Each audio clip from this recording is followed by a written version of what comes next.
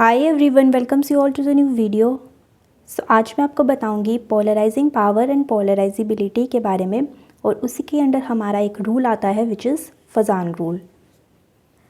तो मैंने आपको बताया आयनिक और कोवलेंट बॉन्ड के बारे में, जो कि बहुत एक्सट्रीम टाइप ऑफ बॉन्ड है। इनकी अलग अलग डेफिनेशंस हैं, लेकिन most of the heteronuclear bonds ऐसे हैं जो इंटरमीडिएट कैरेक्टर शो करते हैं। Even in the case of pure ionic compound, जहाँ पर some degree of covalent character भी शो होता है। When two oppositely charged ions A positive and B negative are brought together, the positive chain at तब positive ion जो वो attract करता है outermost electron of negative ion को। This result in the distortion of electron cloud around the A9 towards the cation, जिसकी वजह से जो एनाइन का इलेक्ट्रॉन क्लाउड है वो डिस्टॉर्ट हो जाता है towards the anion, means anion की तरफ को थोड़ा सा टिल्ट हो जाता है।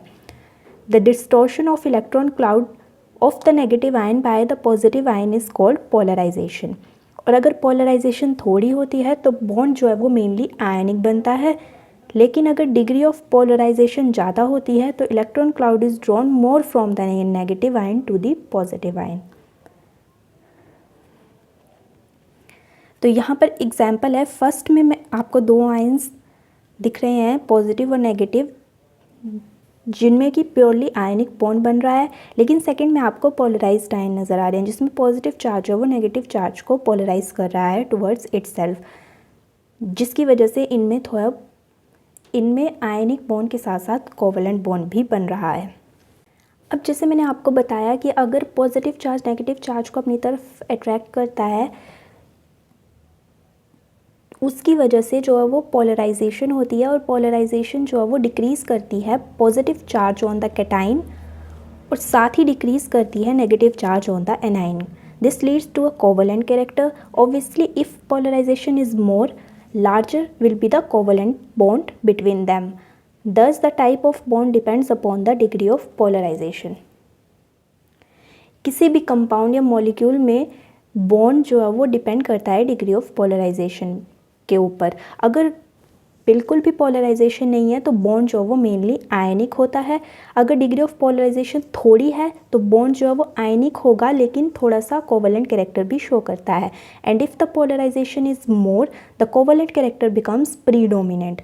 The extent of polarization depends upon both of the ions.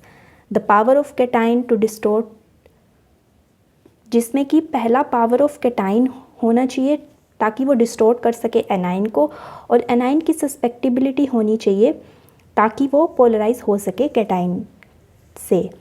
The tendency of the cation to polarize and the polarizability of the anion are summarized in the following rules, जिसको हम बेसिकली बोलते हैं Fazan rules.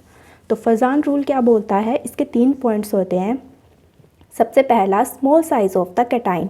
अगर cation का small size होता है तो greater उसकी पोलराइजिंग पावर होती है। जैसे LiCl is more covalent than NaCl and KCl, क्योंकि Li आयन जो है उसका साइज स्मॉल होता है as compared to Na positive and K positive, जिसकी वजह से LiCl जो वो ज़्यादा कोवलेंट होता है, क्योंकि इसका साइज स्मॉल होता है, पोलराइजिंग पावर ज़्यादा होती है, तो मोर कोवलेंट कैरेक्टर शो करता है। ऐसे ही लार्ज साइज ऑफ एनाइन, अगर एनाइन का लार्ज साइज होता है तो पोलराइजेशन इंक्रीज हो जाती है। और यहाँ पर एग्जाम्पल है, covalent character of lithium halides follows the order.